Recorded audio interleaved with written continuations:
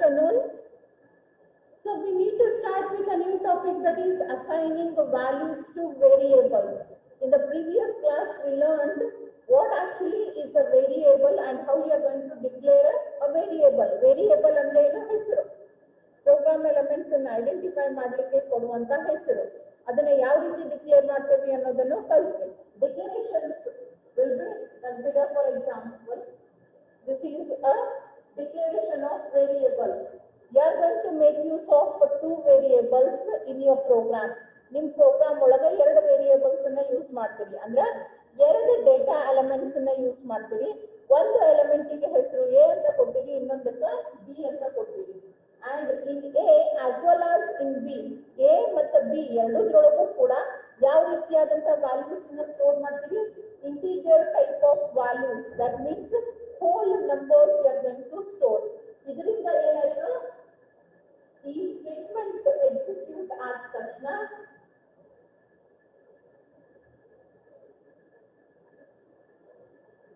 Memory ಒಳಗ consider this is 0, 2, 4, 800, 1200, 5000 random ಆಗಿ ಕೊಟ್ಟಿನಿ ನಾ, ಯಾಕಂದ್ರೆ ಅಷ್ಟು ಪೂರಾ ಲೊಕೇಶನ್ಸ್ ಅನ್ನ ಇಲ್ಲಿ ಸ್ಪೆಸಿಫೈ ಮಾಡ್ಲಿಕ್ಕೆ ಬರಂಗಿಲ್ಲ. So I have randomly given the addresses.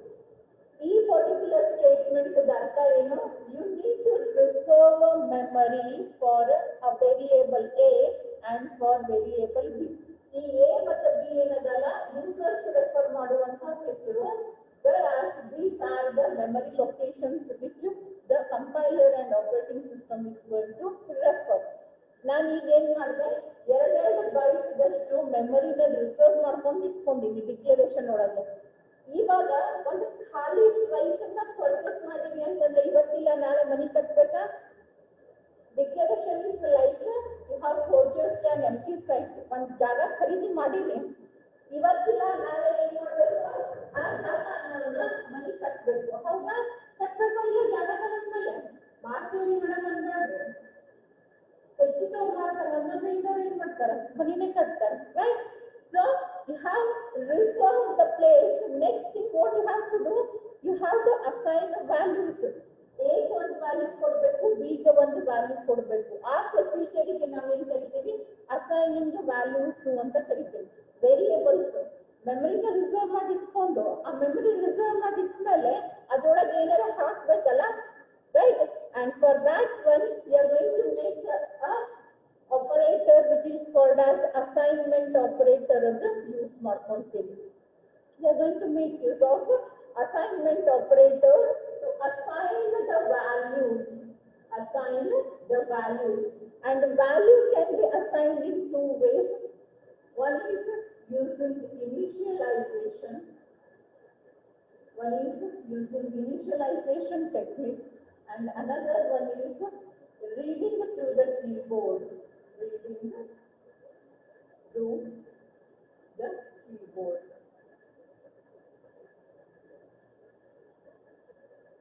So what is the difference between these two ways of assigning the values? Hengagtavu. First, initialization. Initialization is going to assign value to the variable. ಒಂದಕ್ಕೆ ಇರ್ಬೋದು, ಎರಡಕ್ಕೆ ಇರ್ಬೋದು, ನೀವು ಎಷ್ಟು variables ಸಿಗಬೇಕು ಅಷ್ಟು ವೇರಿಯೇಬಲ್ಸ್ಗೆ values ಅನ್ನ assign ಮಾಡ್ಬೋದು. ಇನ್ನು ಕೆಲವೊಂದಿಷ್ಟಕ್ಕೆ ನಾವು ಅಸೈನ್ ಮಾಡಂಗಿಲ್ಲ, ಕ್ಯಾಲ್ಕುಲೇಷನ್ ಆದ್ಮೇಲೆ ರಿಸಲ್ಟ್ ಬರ್ತೈತಿ, ದಟ್ ವಿಲ್ ಬಿ ಅಸೈನ್ಡ್. ಇನ್ನು ಕೆಲವೊಂದಿಷ್ಟನ್ನ ನಾವೇ ಏನ್ ಮಾಡ್ತೀವಿ? ಸ್ಪೆಸಿಫಿಕಲಿ ಎಕ್ಸ್ಪ್ಲಿಸಿಟ್ಲಿ ಅಸೈನ್ ಮಾಡ್ತೀವಿ. So initialization is a method, or it is a way of assigning value to the variable, and this assignment takes place in declaration part itself. ನಿಮ್ಮ main ಒಳಗೆ you remember program, C program structure ಕೊಟ್ಟಿದ್ದೆ. ಅದರೊಳಗೆ main ಅಂತ ಹೇಳಿ ಒಂದು function ಅದ, and it contains two parts. One is called as declaration part and another one is called as execution part. Do you remember this structure? Main function contains two parts or two sections. One is declaration section and another one is execution section, right? So if you are assigning the value to a variable in the declaration section, with the help of an assignment operator. Assignment operator the help ತಗೊಂಡು declaration part ಒಳಗಡೆಗೆ variable ಗೆ values ನ assign ಮಾಡ್ತಿದ್ವಿ ಅಂತಂದ್ರೆ ಅದನ್ನ ಏನಂತ ಕರೀತಾರ, initialization ಅಂತ ಹೇಳಿ ಕರೀತಾರ. Right? And how this is going to take place, ಇದು ಯಾವ ರೀತಿಯಾಗಿ ಆಗ್ತೈತಿ ಅದಕ್ಕೆ syntax. As I say, henceforth will be always coming across the term syntax. ಇಲ್ಲಿವರೆಗೆ ಬರೀ ಟರ್ಮ್ ಅನ್ನ ಕೇಳಿದ್ರಿ, ಇವಾಗ ಅದರ ಸ್ಪೆಸಿಫಿಕ್ ಯೂಸೇಜ್ ಏನದಲ್ಲ ಇವಾಗ ಬರ್ತೈತಿ. Right? So how initialization is going to take place or assigning the values? Variable name, the syntax is equals to value. This is the syntax of assigning the value to the variable. ಏನ್ ಮಾಡ್ಲಿಕ್ಕತ್ತೀವಿ ನಾವು, ಒಂದು particular value ಅನ್ನ assign ಮಾಡ್ಲಿಕ್ಕತ್ತೀವಿ. ಹೆಂಗ? Assignment operator ಅದ help ತಗೊಂಡು. ಎದಕ್ಕೆ? The variable that you have already declared. ನಾನು ಮೇಲೆ ಡಿಕ್ಲೇರ್ ಮಾಡೀನಿ ಇಂಟ್ ಎ ಮತ್ತು ಬಿ ಅಂತ ಹೇಳಿ. ನಾವು ವಾಟ್ ಹೇಳಿದ್ದು, ಎ ಇಸ್ ಈಕ್ವಲ್ಸ್ ಟು 10. ಏನ್ ಮಾಡಿದೆ ನಾನು ನೋಡ್ರಿ, ಸೇಮ್ ಅದ ಇಲ್ಲ. Variable name, what is name of the variable A and what is the value 10. 10 is assigned to A. ಈ ಸ್ಟೇಟ್ಮೆಂಟ್ ಎಕ್ಸಿಕ್ಯೂಟ್ ಆದ ತಕ್ಷಣ ಏನಾಗುತ್ತೆ, ಇಲ್ಲಿ A ಗೆ ನಾನು ರಿಸರ್ವೇಷನ್ ಮಾಡಿನ, ಮೆಮರಿನ ಸ್ಪೇಸ್ ರಿಸರ್ವೇಷನ್ ಮಾಡಿನಿ. ಇಟ್ಸ್ ಲೈಕ್ ಮೊದಲಿಗೆ ಇಲ್ಲಿ ಸೀಟ್ ರಿಸರ್ವೇಷನ್ ಮಾಡಿದ್ವಿ, ಇಲ್ಲಿ ಅವತ್ತಿನ ದಿನ ಬಂದು ನಾವು ಸೀಟ್ ಮೇಲೆ ಕೊಡ್ತೇವಲ್ಲ ಆ ಪ್ರೊಸೀಜರ್. ನಾವು 10 will be stored over here. A ಒಳಗೆ ಏನಾಯ್ತು, 10 ಸ್ಟೋರ್ ಆಯ್ತು. ಇದಕ್ಕೆ ಒಂದೇ ಸರಕ್ಕಿಂತ ಎರಡಕ್ಕೂ ಅಸೈನ್ ಮಾಡಬೇಕಾಗಿತ್ತು. A is equals to 10 and B is equals to 20. Two values are being assigned to two different variables. ಒಂದೇ ವೇರಿಯೇಬಲ್ ಎರಡಲ್ಲ, ಎರಡು ಬೇರೆ ಬೇರೆ ವೇರಿಯೇಬಲ್ ಎರಡು value. A is assigned with 10 and B is assigned with 20. Right? This is what is called as assigning the value to the variable. ಈಗ ನಾನು ಏನ್ ಮಾಡಿದೆ, ಡಿಕ್ಲರೇಷನ್ ಒಂದು ಬೇರೆ ಮಾಡಿದೆ, ಅಸೈನಿಂಗ್ ಒಂದು ಬೇರೆ ಮಾಡಿದೆ. ಎರಡು ಸ್ಟೇಟ್ಮೆಂಟ್ ಬರ್ತದೆ. ಎರಡು ಸ್ಟೇಟ್ಮೆಂಟ್ ಎದ್ರೊಳಗೆ ಬರ್ತಾವು, ಡಿಕ್ಲರೇಷನ್ ಪಾರ್ಟ್ ಒಳಗೆ ಬರ್ತಾವೆ. When it comes there only ಒಂದಾದ್ಮೇಲೆ ಒಂದಂತೆ ಮತ್ತೆ ಹೊಳ್ಳಿ ಎರಡೆರಡು ಸಲ ವ್ಯಾಲ್ಯೂಗಳು ಬದಲಿಗೆ ನಾನೇನ್ ಮಾಡ್ಬೋದು, ಡೈರೆಕ್ಟ್ ಆಗಿ int A is equals to 10 and B is equals to 20 ಅಂತಾನು ಮಾಡಬಹುದು.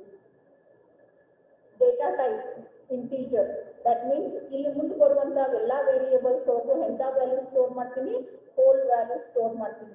ಅವ್ರ ಹೆಸರು ಏನ್ ವೇರಿಯೇಬಲ್ಸ್, ಒಂದೊಂದು ಹೆಸರು A, ಒಂದು ಹೆಸರು B, and along with that you are assigning even the values also. Values ಅನ್ನ ಕೊಡ್ತೀನಿ, ಡಿಕ್ಲರೇಷನ್ ಮಾಡಿದ್ದೀನಿ. ಇದನ್ನ ನಾವೇನಂತ ಕರಿತೀವಿ, ಇನಿಷಿಯಲೈಸೇಷನ್ ಅಂತ ಕರಿತೀವಿ. Both will be done at the same time.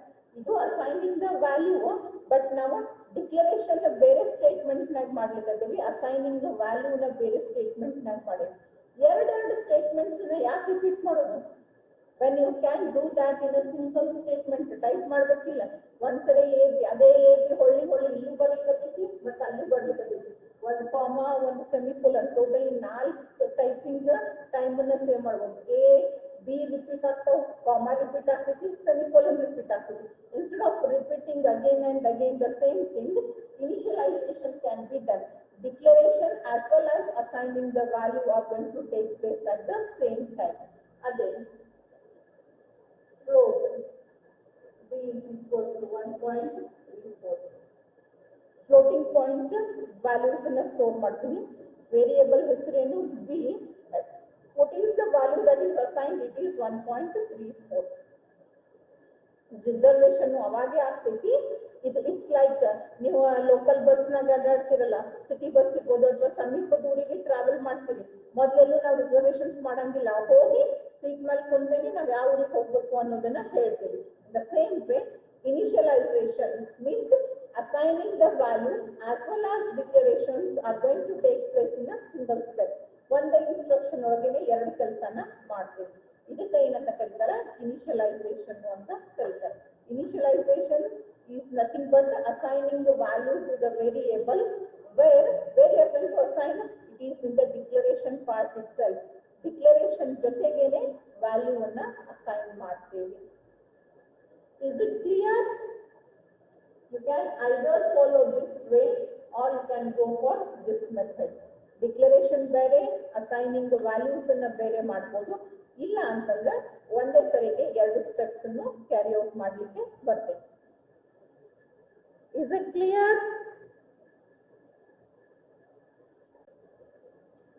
First thing is, it's not a table. It's a table alla. This is memory layout. This is memory layout. ನಿಮ್ದ computer memory ಯಾವ ರೀತಿ ಇರ್ತೈತಿ ಅನ್ನೋದನ್ನ ತೋರಿಸ್ಲಿಕ್ಕತ್ತೀನಿ ನಾನು. ವಾಟ್ ಎವರ್ ಯು ಸ್ಟೋರ್, ನೀವು ಏನೇ store ಮಾಡ್ಬೇಕಂದ್ರೂ save ಅಂತ ಹೇಳಿ ಮಾಡ್ತಿರಲ್ಲ, ಅಥವಾ ಪ್ರೋಗ್ರಾಮ್ ಅನ್ನ ಎಕ್ಸಿಕ್ಯೂಟ್ ಮಾಡ್ತಿರಲ್ಲ, ಎಕ್ಸಿಕ್ಯೂಟ್ ಮಾಡ್ಬೇಕಾದ್ರ ಆ ಪ್ರೋಗ್ರಾಮ್ ಒಳಗೆ ಯೂಸ್ ಮಾಡಿರುವಂತ ಎಲ್ಲಾ ಇನ್ಸ್ಟ್ರಕ್ಷನ್ಸ್, ಎಲ್ಲಾ ವ್ಯಾಲ್ಯೂಸ್ ಏನಾಗ್ತಾವ ಮೆಮರಿ ಒಳಗೆ ಸೇವ್ ಆಗ್ತಾವ. ಯಾವಾಗ ಯಾವಾಗ ಅದ್ರ ಅವಶ್ಯಕತೆ ಬರ್ತೈತಿ, that will be taken and it will be utilised. So in the same way, program elements, ನೀವೇನು ಇನ್ಪುಟ್ ಕೊಡ್ತೀರಿ ಅಥವಾ ಇಂಟರ್ಮೀಡಿಯೇಟ್ ಪ್ರೊಸೆಸಿಂಗ್ ಆಗ್ತೈತಿ. Consider for example, average calculate ಮಾಡ್ಬೇಕಾದ್ರೆ ನನಗೆ ಏನ್ ಬೇಕು, I require sum and total number of elements ಬೇಕಾ? Average calculate ಮಾಡ್ಬೇಕಾದ್ರೆ ಇದೇ ರೀತಿ ಮಾಡ್ತಿರೋದಿಲ್ಲ, sum divided by total number of elements.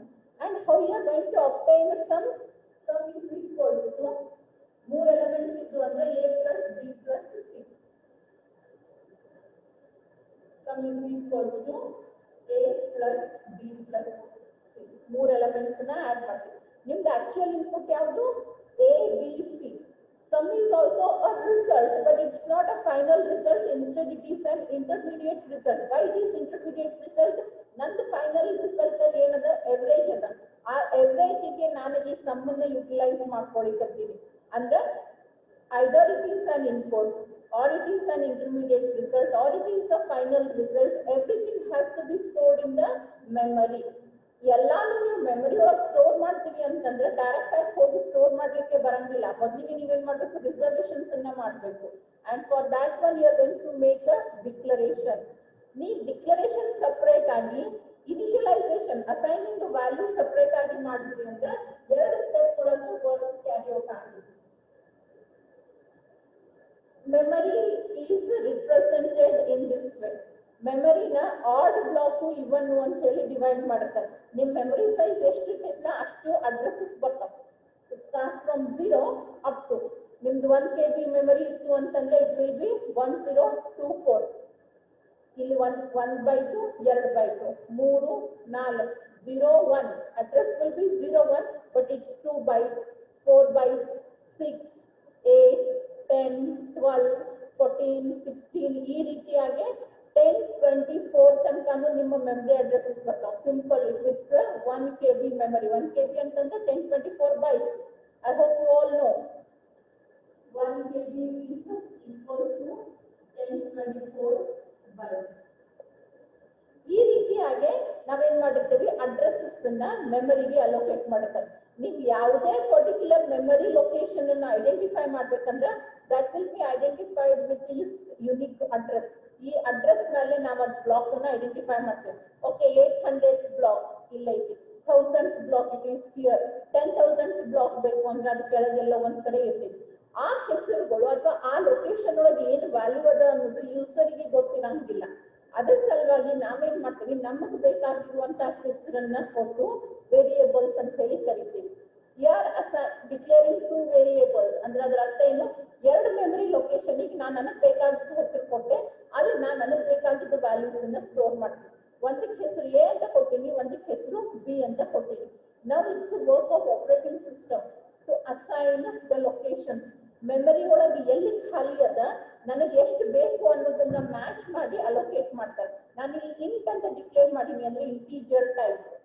Integer type means whole number, decimals ಬರಂಗಿಲ್ಲ. ನಾನು ಏನ್ ಎ ಒಳಗೆ ಸ್ಟೋರ್ ಮಾಡ್ತೀನಿ, ಬಿ ಒಳಗೆ ಸ್ಟೋರ್ ಮಾಡ್ತೀನಿ, ಅವು ಯಾವ ರೀತಿಯಾದಂತ ನಂಬರ್ಸ್ ಇರ್ತಾವ ಅಂದ್ರೆ ಪೂರ್ತಿ ಇರುವಂತ ನಂಬರ್ಸ್, ಡೆಸಿಮಲ್ ಪಾಯಿಂಟ್ಸ್ ಬರಂಗಿಲ್ಲ, ಕ್ಯಾರೆಕ್ಟರ್ಸ್ ಬರಂಗಿಲ್ಲ. It will be a whole number. ಅಂತ ನಂಬರ್ ಅನ್ನ ಸ್ಟೋರ್ ಮಾಡ್ಲಿಕ್ಕೆ ನನಗೆ ಮೆಮರಿ ಬೇಕು. This data type has its own memory requirements because it is integer. ಇದು 2 bytes ಅಂತ ಕರೀತಾರೆ.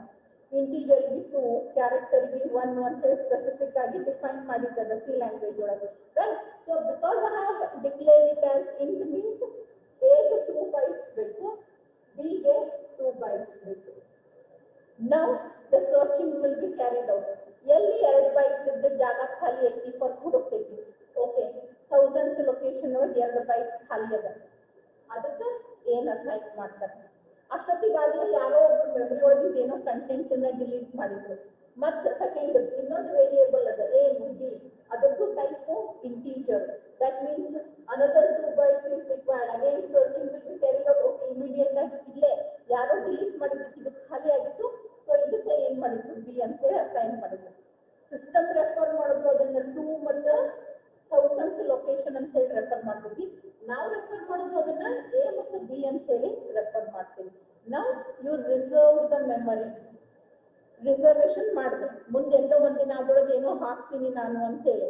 ಈಗ ಕಬೋರ್ಡ್ ತಗೊಂಡ್ ಬರ್ತೀನಿ, ಡ್ರೆಸ್ ಎಂದು ಪರ್ಚೇಸ್ ಮಾಡ್ತಿರ್ಲಿಲ್ಲ ಅವತ್ತು ಆ ಡ್ರೆಸ್ ಅಲ್ಲಿ ಹೋಗಿ ಕೂರ್ತೈತಿ. ಬಟ್ ಡ್ರೆಸ್ ಪರ್ಚೇಸ್ ಮಾಡೋಕ್ಕಿಂತ ಮುಂಚೆ ಏನ್ ಮಾಡಿರ್ತೀವಿ, ಕಬೋರ್ಡ್ಸ್ ಅನ್ನ ಪರ್ಚೇಸ್ ಮಾಡಿರ್ತೀವಿ. ಈಗ 4 ಡ್ರೆಸ್ ಆಲ್ರೆಡಿ ಅದಾವ, ಒಂದಿಷ್ಟು ಕಂಟೆಂಟ್ ಆಲ್ರೆಡಿ ಮೆಮರಿ ಒಳಗದ. ಮತ್ತೆ ಮನೆ ದೀಪಾವಳಿ ಬಂತು, ಮತ್ತೊಂದು ಹೊಸ ಡ್ರೆಸ್ ಖರೀದಿ ಮಾಡಿದ್ವಿ. ಆ ಡ್ರೆಸ್ ಏನ್ ಮಾಡ್ತೀವಿ, ಅಲ್ಲೇ ಅಡ್ಜಸ್ಟ್ಮೆಂಟ್ ಮಾಡಿ ಎಲ್ಲಿ ಜಾಗ ಇರ್ತೈತಿ ಅಲ್ಲಿ ಹಾಕ್ತೀವಿ. ಹಂಗೆ ಮತ್ತೆ ಹೊಸ 2 ವೇರಿಯೇಬಲ್ಸ್ ಬಂದು ಅದಕ್ಕೆ ಎಲ್ಲಿ ಜಾಗ ಸಿಗ್ತೈತಿ ಅಲ್ಲಿ ಅಡ್ಜಸ್ಟ್ಮೆಂಟ್ ಮಾಡ್ತೀವಿ, ಡಿಪೆಂಡಿಂಗ್ ಅಪಾನ್ ದ ನೀಡ್, ಎಷ್ಟು ಬೇಕು ಅನ್ನೋ ಬೇಸಿಸ್ ಮೇಲೆ. ಕ್ಲಿಯರ್? ಈಗ ತಿಳಿತಾ? ನೆಕ್ಸ್ಟ್ ನಾನೇನ್ ಮಾಡಿದೆ, ಅಸೈನಿಂಗ್ ಮಾಡಿದೆ. I assigned values to A. A is equals to 10 and B equals to 20. That means 10 should be assigned to 8th location and 20 should be assigned to B. Okay, ಹುಡುಗರು ಎಲ್ಲ ಇದೆ, ಇಲ್ಲ 10 ಅನ್ನ ಅಸೈನ್ ಮಾಡಿದ್ವಿ. B ಎಲ್ಲ ಇಲ್ಲ 20 will be assigned. ಮೊದಲು ಅದು ಬರೀ ಖಾಲಿ ಜಾಗ ಹೆಸರು ಕೊಟ್ಟಿದ್ವಿ, ಈಗ ಅದ್ರೊಳಗೆ ಹೋಗಿ ಏನ್ ಮಾಡಿದ್ವಿ, ವ್ಯಾಲ್ಯೂಸ್ ಅನ್ನ ಸ್ಟೋರ್ ಮಾಡಿದ್ವಿ. This is how you are going to assign the value. ಇಲ್ಲಿ ನಾನೇನ್ ಮಾಡಿರ್ತೀನಿ, ಡಿಕ್ಲೇರೇಷನ್ ಬೇರೆ ಕಡೆ, ಆಮೇಲೆ ಅಸೈನಿಂಗ್ ಒಂದು ಬೇರೆ ಸ್ಟೇಟ್ಮೆಂಟ್ ನಾಗ ಮಾಡ್ಲಿಕ್ಕತ್ತೀನಿ. 2 ಇನ್ಸ್ಟ್ರಕ್ಷನ್ಸ್ ಅಥವಾ 2 ಸ್ಟೆಪ್ ಅನ್ನ ಯೂಸ್ ಮಾಡ್ಲಿಕ್ಕತ್ತೀನಿ. ಅದ್ರ ಬದಲಿಗೆ ನಾವೇನ್ ಮಾಡ್ಬೋದು, 2 ಕೆಲಸನೂ ಒಂದೇ ಸರಿಗೆ ಮಾಡ್ಬೋದು. That is what is called as initialisation. Integer, that means 2 byte memory allocate ಮಾಡಬೇಕು. ಯಾರ್ಯಾರು ಮಾಡ್ಬೇಕು, ಒಂದು ಎಗ ಒಂದು ಬಿಗೆ. ಎದಕ್ಕೆ ವ್ಯಾಲ್ಯೂ ಕೊಟ್ಬಿಟ್ಟಾರೆ. ಓಕೆ, ಸರ್ಚ್ ಈಗ ಇದು ಖಾಲಿ ಇಲ್ಲ. ನಾವು consider this space is not vacant. ಈ ಸ್ಟೇಟ್ಮೆಂಟ್ ಎಕ್ಸಿಕ್ಯೂಟ್ ಆದಾಗ ಇಲ್ಲಿ ಆಲ್ರೆಡಿ ಬೇರೆ ವ್ಯಾಲ್ಯೂ ಐತಿ, ಇಲ್ಲೊಂದು ಏನೋ ವ್ಯಾಲ್ಯೂ ಐತಿ, ಇಲ್ಲಿ ವ್ಯಾಲ್ಯೂ ಐತಿ, right? So these places are vacant. int A is equals to 10. Integer type ಅಂತಂದ್ರೆ 2 byte ಬೇಕು, ಹುಡುಕಿ. No, it's not empty. It's not empty. Okay, here it is empty. ಹೆಸರು A, ವ್ಯಾಲ್ಯೂ 10. ಇನ್ನೊಂದೈತಿ B. Next ಹುಡುಕಿ. Yes, it's empty. B and the value is 20. In this way, the values will be assigned. Memory ನ allocate ಈ ರೀತಿಯಾಗಿ ಮಾಡ್ತಾರೆ. Variables ನ ಮೊದಲು declare ಮಾಡಿದಾಗ ಜಾಗ ರಿಸರ್ವೇಶನ್, ಆಮೇಲೆ ಅಸೈನ್ಮೆಂಟ್ ಮಾಡಿದಾಗ ಅದ್ರ ಒಳಗಡೆಗೆ ರಿಸರ್ವ್ ಮಾಡಿದ ಜಾಗದಾಗ ಹೋಗಿ ವ್ಯಾಲ್ಯೂಸ್ ಅನ್ನ ಸ್ಟೋರ್ ಮಾಡ್ತೇನೆ. ಮುಂದೆ ಯಾವಾಗ ನಾ A ಅಂತೀನಿ, it is 10 and whenever I use B it means it is 20. Next ನಾನು ಮಾಡ್ತೀನಿ C is equals to A plus B ಅಂತ ಹೇಳಿ. A will be replaced by value 10 and B will be replaced by value 20. C is equals to 30. ಈಗ ಇನ್ನೊಂದು variable which is C. C ಒಳಗೆ 30 store ಆಗಬೇಕು. ನಾನು ಇಲ್ಲಿ C ಅಸೈನ್ ಡಿಕ್ಲೇರ್ ಮಾಡಿದ್ದೇನೆ, ಇಲ್ಲಿ C ಇರ್ತೈತಿ and now the value 30 will be stored over here. ಇಲ್ಲಿ ನಾನಾಗೆ ಅಂದ್ರೆ ಪ್ರೋಗ್ರಾಮರ್ ಅಸೈನ್ ಮಾಡ್ಲಿಕ್ಕತ್ತಿದ್ದ, ಇಲ್ಲಿ it is a result which occurs out of some calculation. ಈ ರೀತಿಯಾಗಿ ಕೂಡ ಅಸೈನ್ಮೆಂಟ್ಸ್ ಆಗ್ತಾವೆ. ನಾವಾಗೆ ಪ್ರೋಗ್ರಾಮರ್ ಅಸೈನ್ಮೆಂಟ್ ಮಾಡ್ಲಿಕ್ಕತ್ತೀವಿ ಅಂದ್ರೆ either it will be through the initialization or it is through the keyboard. Through the keyboard ಯಾವ ರೀತಿ ಮಾಡ್ತೀವಿ ಅನ್ನೋದನ್ನ ಆಮೇಲೆ ಹೇಳ್ತೀನಿ. I hope it's clear now. ಇವಾಗ ತಿಳಿತಾ ಎಲ್ಲರಿಗೂ? Okay, so second method of assigning value to the variable is reading through the ಕೀಬೋರ್ಡ್. ರೀಡಿಂಗ್ ಥ್ರೂ ದ keyboard. The second method is reading through the keyboard. ಈಗ ಮತ್ತೆ ಇದನ್ನ ವ್ಯಾಲ್ಯೂನು ರೀಡಿಂಗ್ ಥ್ರೂ ದ ಕೀಬೋರ್ಡ್ ಅಲ್ರಿ ಅಂದ ಅಸೈನ್ಮೆಂಟ್ ಮಾಡೋದ್ನಾಗ ನಾವು ಫಸ್ಟಿಗೆನೆ ಕೊಡ್ತೀವಿ reading through the keyboard in the sense it is going to ask you to enter the value. Program ಏನ್ ಮಾಡ್ತೈತಿ ನಿಮಗ ವ್ಯಾಲ್ಯೂ ಎಂಟರ್ ಮಾಡ್ರಿ ಅಂತ ಕೇಳಿದಾಗ ನೀವೇನ್ ಮಾಡ್ತೀರಿ ವ್ಯಾಲ್ಯೂಸ್ ಅನ್ನ ಎಂಟರ್ ಮಾಡ್ತೀರಿ. If you remember just 5 minutes before ನಾನು ಹೇಳಿದೆ ಇನಿಷಿಯಲೈಸೇಷನ್ ಒಳಗ ನಾವು ವ್ಯಾಲ್ಯೂಸ್ ಅನ್ನ ಎಲ್ಲಿ ಮಾಡ್ತೇವಿ ಡಿಕ್ಲರೇಷನ್ ಪಾರ್ಟ್ ಒಳಗಡೆಗೆನೆ ಅಸೈನ್ ಮಾಡ್ತೇವಿ. whereas in this the values will be assigned in execution part. ಅಂದ್ರೆ ಪ್ರೋಗ್ರಾಮ್ ಸ್ಟೇಟ್ಮೆಂಟ್ ಎಕ್ಸಿಕ್ಯೂಟ್ ಆಗ್ತೈತಿ. certain actions are going to take place. execution ಅಂದ್ರೆ ಏನು ಪ್ರೊಸೆಸಿಂಗ್. ಏನೋ ಒಂದು ಕೆಲಸ ಆಗ್ತೈತಿ ಆ ಕೆಲಸದ ಥ್ರೂ ನಿಮ್ಮ ವ್ಯಾಲ್ಯೂ ಏನಾಗುತ್ತೆ ಮೆಮರಿ ಒಳಗೆ ಹೋಗಿ ಸ್ಟೋರ್ ಆಗ್ತೈತಿ. and how it is done? it is with the help of a function called as scanner. reading through the keyboard. ಹಾಗೆ ಇನಿಷಿಯಲೈಸೇಷನ್ ಒಳಗೆ ನಾವೇನ್ ಮಾಡಿದ್ವಿ with the help of assignment operator. with the help of assignment operator we assigned the value to variable. whereas in the second method with the help of this particular function, the function one thing because it has a pair of parentheses. so ಈ particular function ಅದ help ತಗೊಂಡು ನಾವೇನ್ ಮಾಡ್ತೇವೆ variables ಗೆ values ಅನ್ನ declare ಮಾಡ್ತೇವೆ. Same ಮತ್ತೆ layout ಬರ್ತೈತಿ.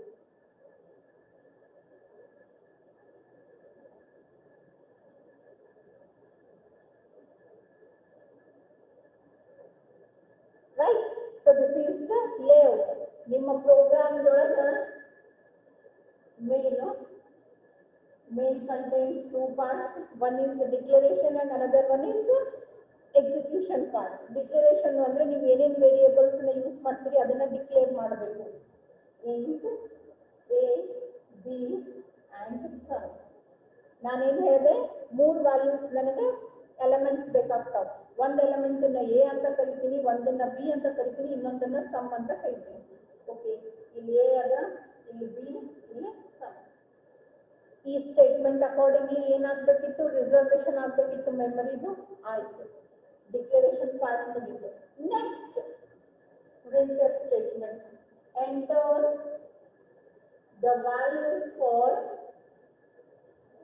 a and b. Next statement ಏನದ ಎಕ್ಸಿಕ್ಯೂಟೇಬಲ್ ಸ್ಟೇಟ್ಮೆಂಟ್. ಅಂದ್ರೆ ಇಲ್ಲಿಂದ ನಿಮ್ಗೆ ಎಕ್ಸಿಕ್ಯೂಷನ್ ಪಾರ್ಟ್ ಶುರು ಆಗುತ್ತೆ. ಈ ಸ್ಟೇಟ್ಮೆಂಟ್ ಪ್ರೊಸೆಸ್ ಆಗಿ ಇದು ಔಟ್ಪುಟ್ ಸ್ಕ್ರೀನ್ ಮೇಲೆ ಬರ್ತೈತಿ. so it is an executable statement. it gets executed and according to its execution ಈ ಹಿಂದಿನ printf ರೌಂಡ್ ಬ್ರಾಕೆಟ್ ಅಲ್ಲಿ ಇದು ಎಲ್ಲ ಹೋಗಿ ಬರೀ ಏನಾಗ್ತೈತಿ ಸ್ಟೇಟ್ಮೆಂಟ್ ಬರ್ತೈತಿ. on the output screen you will be having the statement enter the values for a and b ಅಂತ ಕೇಳ್ತೈತಿ. ಆ ರೀತಿ ಕೇಳಿದಾಗ ಎದ್ದಕ್ಕೆ ಏನ್ ಮಾಡ್ಬೇಕು, ಎರಡು ವ್ಯಾಲ್ಯೂಸ್ ಅನ್ನ ಎಂಟರ್ ಮಾಡ್ಬೇಕು, ಒಂದು a ಗೆ ಒಂದು b ಗೆ. ಆ ವ್ಯಾಲ್ಯೂಸ್ ಅನ್ನ ಎಂಟರ್ ಮಾಡಿದಾಗ ಹೆಂಗೆ ಎಂಟರ್ ಮಾಡ್ತೇವೆ ನಾವು ಕೀಬೋರ್ಡ್ ಹೆಲ್ಪ್ ಇಂದ ಹೋಗಿಲ್ಲ. ಅಲ್ಲಿ ಟೈಪ್ ಟೂ ನಂಬರ್ಸ್, ಅಲ್ಲಿ type two numbers. Remember not two digits, two numbers. ಇವು two numbers. these are two numbers. ಇದಕ್ಕೆ ನಾವೇನಂತೀವಿ ಟೂ ನಂಬರ್ಸ್. ನೀವೇನಾದ್ರೆ ಹಿಂಗೆ ಎಂಟರ್ ಮಾಡಿದ್ರಿ ಅಂದ್ರೆ 1 ಮತ್ತು 2, these are two numbers. ಹಿಂಗೆ ಎಂಟರ್ ಮಾಡಿ ನಾ 2 ನಂಬರ್ ಎಂಟರ್ ಮಾಡಿದ್ರೆ ಮೇಡಮ್ ಅನ್ಬೇಡ್ರಿ, ಅವು 2 ನಂಬರ್ ಅಲ್ಲ, it is a single digit. It is a single number but 2 digit. ಈ ರೀತಿ ಎಂಟರ್ ಮಾಡಿನೂ ಕೆಲವೊಬ್ರು ಹೇಳ್ತಾರೆ ಮೇಡಮ್ ನಾ 2 ನಂಬರ್ ಎಂಟರ್ ಮಾಡಿದ್ರಿ, 2 ನಂಬರ್ ಎಂಟರ್ ಮಾಡಿನಿ, ಕಡೆ ಮುಂದೆ ಏನೂ ಆಗೋಯ್ತು. ಮುಂದೆ ಏನೂ ಯಾಕೆ ಆಗಂಗಿಲ್ಲ, 2 ನಂಬರ್ ಬೇಕು ಅಂತ ಕೇಳಾರ. ನೀ ಎಂಟರ್ ಮಾಡಿದ್ದು ಒಂದೇ ನಂಬರ್, 12 ಒಂದೇ ನಂಬರ್. ಇದು it is a single number with 2 digits. ಅಂಕಿ ಸಂಖ್ಯೆ ಡಿಫರೆನ್ಸ್ ಗೊತ್ತಿರಬೇಕು. It is a single number with 2 digits. ಅವ್ರೇನ್ ಹೇಳಾರ 2 ನಂಬರ್ ಅನ್ನ ಎಂಟರ್ ಮಾಡು. ಈ 2 ನಂಬರ್ ಅನ್ನ ಎಂಟರ್ ಮಾಡ್ಲಿಕ್ಕೂ ಕೂಡ ನಿಮ್ಗೊಂದು ಏನಾದ್ರೂ ಸಿಂಟ್ಯಾಕ್ಸ್ ಬೇಕು. And how it is presented, it is with the help of scanf function. it will be scanf control string and variable list. this is the syntax of scanf statement. ಎಲ್ಲರಿಗೂ clear ಆಗಿ ಕಾಣಿಸ್ತದಲ್ಲ? what I have written, scanf because it is a function, you will be having the opening round and open and closing bracket. Within that double quote ಒಳಗೆ ಒಂದು ಬೇರೆ statement ಬರ್ತೀನಿ ನಾನು, ಆಮೇಲೆ ಒಂದು ಬೇರೆ ಬರ್ತೀನಿ. It is called as control string which is going to control. ಅದನ್ನ ನಾವು ಆರ್ಗ್ಯುಮೆಂಟ್ ಅಥವಾ ಆರ್ಗ್ಯುಮೆಂಟ್ ಲಿಸ್ಟ್ ಅಂತಾನೂ ಕರೀತಾರ ಅಥವಾ ಕಂಟ್ರೋಲ್ ಸ್ಟ್ರಿಂಗ್ ಅಂತಾನೂ ಕರೀತಾರ. ಇದು ಏನ್ ಹೇಳ್ತೈತಿ ಅಂದ್ರೆ ನಾನು ಯಾವ ರೀತಿಯಾದಂತ ವ್ಯಾಲ್ಯೂಸ್ ಅನ್ನ ಎಂಟರ್ ಮಾಡಬೇಕು. ನೀವು ಎ ಬಿಗೆ ಹೇಳಿದ ಟೈಪ್ ಎರಡಂಕೆ enter integer type of values ಅಂತ ಹೇಳಿ ಹೋಗಿಲ್ಲ. ಸೊ ಅದನ್ನೇ ಮತ್ತೊಂದ್ಸಲ ನೆನ್ಪು ಮಾಡ್ತೈತಿ. ಕೀಬೋರ್ಡ್ ಥ್ರೂ ವ್ಯಾಲ್ಯೂ ಎಂಟರ್ ಮಾಡ್ರಿ ಎರಡು ಅಂತ ಹೇಳಿನಿ ಅಂದ್ರೆ ಯಾವ ಬೇಕಾದ ಎರಡು ವ್ಯಾಲ್ಯೂಸ್ ನ ಎಂಟರ್ ಮಾಡುವಂಗಿಲ್ಲ. Compulsory you need to enter this type of values only. ಅದಕ್ಕೆ ನಾವೇನಂತೀವಿ ಕಂಟ್ರೋಲ್ ಸ್ಟ್ರಿಂಗ್ ಅಂತ ಕರೀತಾರೆ. ಅದಕ್ಕೆ ನಾನೇನ್ ಮಾಡ್ತೀನಿ, ಎರಡು ವ್ಯಾಲ್ಯೂಸ್ ಎಂಟರ್ ಮಾಡ್ತೀನಿ. Consider I entered 10 and 40. ಈ 10 ಮತ್ತೆ 40 ನ ಏನ್ ಮಾಡ್ಬೇಕು? ಎಂಟರ್ ಮಾಡು ಅಂದ್ರು ಎಂಟರ್ ಮಾಡಿದ್ರಿ. Next what should be done with this 10 and 40? 10 ಹೋಗಿ ಎ ಒಳಗೆ ಸ್ಟೋರ್ ಆಗ್ಬೇಕು, 40 ಹೋಗಿ ಬಿ ಒಳಗೆ ಸ್ಟೋರ್ ಆಗ್ಬೇಕು. ಹೌದಾ ಇಲ್ವೋ? I already made some reservations ಎಗೆ ಮತ್ತೆ ಬಿಗೆ. ಈ 10 ಹೋಗಿ ಎ ಒಳಗೆ ಸ್ಟೋರ್ ಆಗ್ಬೇಕು, 40 ಹೋಗಿ ಬಿ ಒಳಗೆ ಸ್ಟೋರ್ ಆಗ್ಬೇಕು. ಆದ್ರೆ ಆ ಎ ಎಲ್ಲೈತಿ ಗೊತ್ತಿಲ್ಲ, ಬಿ ಎಲ್ಲೈತಿ ಗೊತ್ತಿಲ್ಲ. ಅದ್ರ ಸಲುವಾಗಿ ನಾವೇನ್ ಮಾಡ್ಬೇಕು, ಯಾವ ಪರ್ಟಿಕ್ಯುಲರ್ ವೇರಿಯೇಬಲ್ ಒಳಗೆ ಹೋಗಿ ಸ್ಟೋರ್ ಆಗ್ಬೇಕು ಅನ್ನೋದನ್ನ ಕೂಡ ಹೇಳ್ಬೇಕು. ಕಂಪೈಲರ್ ಕಂಪ್ಯೂಟರ್ ಏನು ತನ್ನ ಸ್ವಂತ ಮಾಡಂಗಿಲ್ಲ. For everything we need to give the instruction, for everything we need to tell ಏನ್ ಮಾಡ್ಬೇಕು, ಹೆಂಗ್ ಮಾಡ್ಬೇಕು ಅನ್ನೋದನ್ನ. ಅದಕ್ಕೆ ನಾನು ಇಲ್ಲಿ ಏನ್ ಬರೀತೀನಿ, scanner percentage b and a comma and b. This is an example of scanf statement. Control string double quote ಒಳಗೆ ಬರೀಬೇಕು. ಫಾರ್ಮ್ಯಾಟಿಂಗ್ ಹಿಂಗೆ ಐತಿ. ಅದಕ್ಕೆ ನಾವು ಇದನ್ನ ಏನಂತ ಕರಿತೀವಿ, ಸಿಂಟ್ಯಾಕ್ಸ್ ಅಂತ ಕರಿತೀವಿ. Syntax nothing but rules. ಯಾವ ರೀತಿ ಬರೀಬೇಕು ಅಂತ ಹೇಳಾರ ಅದೇ ರೀತಿನೇ ಬರೀಬೇಕು. What does this percentage b indicate? It indicates the number that you are going to enter. The user, whatever comes to the keyboard next keyboard in the value ಬರ್ತೈತಿ, ಆ ವ್ಯಾಲ್ಯೂ ಎಂತಾದಿರ್ತೈತಿ ಅನ್ನೋದನ್ನ compiler ಹೇಳ್ತೈತಿ. Percentage d means integer type of value. ನೀವು a ಮತ್ತು b ಗೂ ಏನ್ ಹೇಳಿರಿ, integer type ಅಂತ ಹೇಳಿಲ್ಲ. ಅದಕ್ಕೆ ಇಲ್ಲಿ ಏನ್ ಮಾಡ್ತೀವಿ, percentage d. ಅದ್ರ ಬದಲಿಗೆ ನಾವು ಇಲ್ಲಿ int ಬದಲಿಗೆ float ತಗೊಂಡಿದ್ವಿ ಅಂದ್ರೆ ಇಲ್ಲಿ d ಬದಲಿಗೆ f ಇರ್ತೀವಿ. ಸೊ ಬೇರೆ ಬೇರೆ ಡೇಟಾ ಟೈಪ್ಸ್ಗೆ ಬೇರೆ ಬೇರೆ ಕಂಟ್ರೋಲ್ ಸ್ಟ್ರಿಂಗ್ ಬರ್ತಾವೆ. ಯಾವ್ದಕ್ಕೆ ಯಾವ್ದು ಬರ್ತದ ಅಂತ ನಮ್ಗೆ ಕಲಿತಿರ್ತೀನಿ. ಆಯ್ತಾ? ಓಕೆ, ಎರಡು ವ್ಯಾಲ್ಯೂ ಎಂಟರ್ ಮಾಡ್ತಾರ, ಎರಡು ಇಂಟಿಜರ್ ಟೈಪ್ ವ್ಯಾಲ್ಯೂಸ್ ಇರ್ತಾವೆ. ಅದಕ್ಕೆ ನಾನು ಏನ್ ಮಾಡಿದ್ದೆ, ಒಂದು 10 ಅಂತ ಮಾಡಿದ್ದೆ, ಒಂದು 40 ಅಂತ ಮಾಡಿದ್ದೆ. ಎರಡು ಇಂಟಿಜರ್ ಟೈಪ್ ವ್ಯಾಲ್ಯೂಸ್ ಇದಾವ, 10 and 40. ಕಂಪೈಲರಿಂಗ್ ನಾ ಮೊದಲು ಹೇಳಿದ್ದೆ, ನಾ ಎರಡು ವ್ಯಾಲ್ಯೂ ಎಂಟರ್ ಮಾಡ್ತೀನಿ, ಎರಡು ಇಂಟಿಜರ್ ಟೈಪ್ ವ್ಯಾಲ್ಯೂಸ್ ಇರ್ತಾವೆ. Okay, both are integer type values. Next, what should be done? And means address. Get the address of A. And what is the address of A? ಎಲ್ಲರಿಗೂ ಕಾಣಿಸ್ಲಿಕ್ಕತ್ತೈತೆ A ಬರ್ದಿದ್ದು. What is the address of A? It is 100. ಆ particular address ಒಳಗ first enter ಮಾಡಿದ ವ್ಯಾಲ್ಯೂನ store ಮಾಡ್ರಿ. Wherever A is present, there go and store the first value. Which is the first entered value? It is 10. So 10 will be stored here. Next, ಇನ್ನೊಂದೈತಿ B the address in a ಕ್ಯೂಕೋ, ಅಲ್ಲಿ ಹೋಗಿ second ವ್ಯಾಲ್ಯೂನ store ಮಾಡು. ಎಲ್ಲದ B? ಇಲ್ಲದ. It is 1000th location. And B means address of B. It is 1000. At that particular place, you need to store 40. Okay, 40 will be stored here. Next, ನಾನು ಏನ್ ಮಾಡ್ತೀನಿ, sum is equals to a plus b ಅಂತ ಮಾಡಿದೆ. So sum is equals to, what is there at a's location? It is 10. And what is there at b's location? It is 40. So sum will be 50. ಇವಾಗ ನಾನು ಮತ್ತೇನ್ ಮಾಡ್ತೀನಿ, sum is equals to 50. ಇದೇನು ನಮ್ದು first part ಬಂದಿಲ್ಲ, using assignment operator also you can assign the value. 50 should be assigned to sum. ಎಲ್ಲೈತಿ sum? ಇಲ್ಲೈತಿ. ಏನ್ ಮಾಡ್ಬೇಕು, 50 ನ ಅಸೈನ್ ಮಾಡ್ಬೇಕು. ಮಾಡಿದೆ. Right? So this is how the values will be assigned to variables. ಈ ರೀತಿಯಾಗಿ ವೇರಿಯೇಬಲ್ಸ್ ಗೆ ವ್ಯಾಲ್ಯೂಸ್ ನ ಅಸೈನ್ ಮಾಡ್ತಾರೆ. Clear both the methods through the keyboard and using assignment operator.